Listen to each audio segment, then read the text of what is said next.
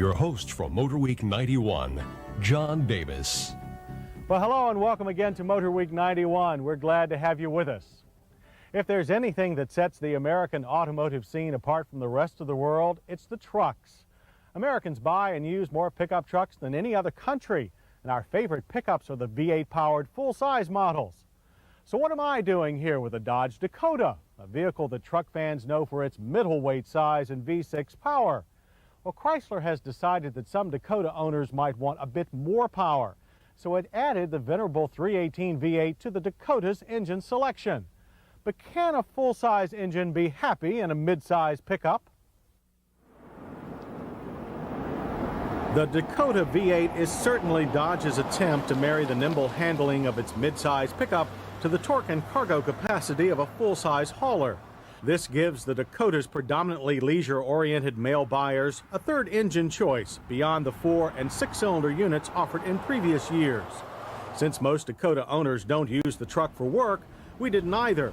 Instead, we helped our friend Jack move his vintage Triumph motorcycle, a more representative test of the Dakota V8's abilities. If you're thinking that this Dakota doesn't look like the long-term Dakota that we featured in 1989, you're right. The nose has been smoothed out with a sporty new grille, bumper, and headlights replacing last year's more conservative front end. The tail retains last year's styling and is available with either a 6.5 or 8-foot bed. Our LE grade 2-wheel drive club cab model came with the shorter of the two beds. A 4-wheel drive club cab is new this year. Our test Dakota will carry 2,000 pounds of cargo and tow 5,900 pounds.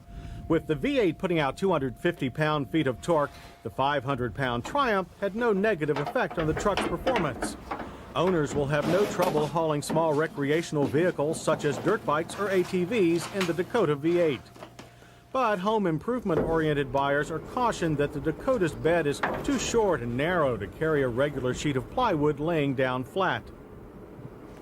Okay, Dave. I appreciate that. Okay, thank you very much. I'll be seeing you, Dave. The interior of our LE grade club cab is quite plush, appropriate considering its primary recreational uses. The dash design is clean and car-like, as are the clear, comprehensive gauges. The club cab's rear cabin has a folding bench seat, but typical of its type, it's too small for anyone but children. It is perfect for grocery bags, and under the seat are two handy storage compartments. The LE's front seats are cloth-covered buckets. They offer thick padding and plenty of support. Lumbar support is adjustable, but the position of the lever puts it in just the right place to catch the seatbelt when you're trying to buckle up. A tilt wheel is optional, as are power locks, windows, and mirrors. Interior storage is well thought out with a handy cup holder and a large glove box. Heat controls are operated by Chrysler's standard switch cluster. It's clean and well marked. The same goes for the optional cassette stereo, though we would prefer if it were set higher in the dash. Adding the 318 V8, or 5.2-liter for you modern folks, means that the Dakota now has 165 horses available. They're fed to the rear wheels through a 4-speed overdrive automatic transmission. Overdrive gear is engaged by a separate dash-mounted control.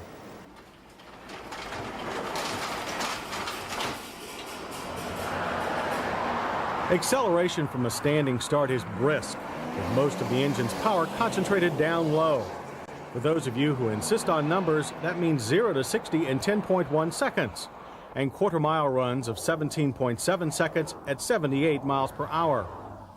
Highway ride isn't as harsh as that of some trucks, once again reflecting the Dakota's leisure orientation. Gas mileage is EPA rated at 14 city, 19 highway. We got 18 miles per gallon. Unfortunately, since the fuel-injected V8 works best in the low ranges, there's not a lot of power left for passing. More top end is definitely called for. On twisty roads, the Dakota handles more like a large car than a truck. It plows into a corner, but doesn't roll or wander through a curve like many trucks will. The optional power steering requires little effort on the part of the driver, but lacks feel and reacts slowly to inputs. The Dakota's brakes are disc up front and drums with anti-lock in the rear. However, our truck frequently locked up its front brakes during hard stops. Despite this, it still managed to turn in a good average of 130 feet from 60. Stability is excellent. If you want to drive a V8 Dakota like ours home, then here are the prices. The base price is $11,241. Add LE trim, the club cab, and a pile of options, and the price jumps to $18,852. That's not cheap, but the Dakota does offer a lot to like, starting with its smooth new V8 engine. This gives more hauling power than the average Dakota buyer is likely to need. We also like its off-the-line acceleration, car-like handling, comfortable interior, and smoother styling. We're not pleased with its lack of passing power, numb steering feel, and poorly located lumbar lever. While we wouldn't necessarily pick the Dakota V8 as our #1 work vehicle, it is a superior recreational truck. Dodge has succeeded in adding plenty of big truck grunt without spoiling the handling that first made the midsize Dakota appealing to so many buyers. And just as the V8 adds to its abilities, it should also bring in a host of new fans.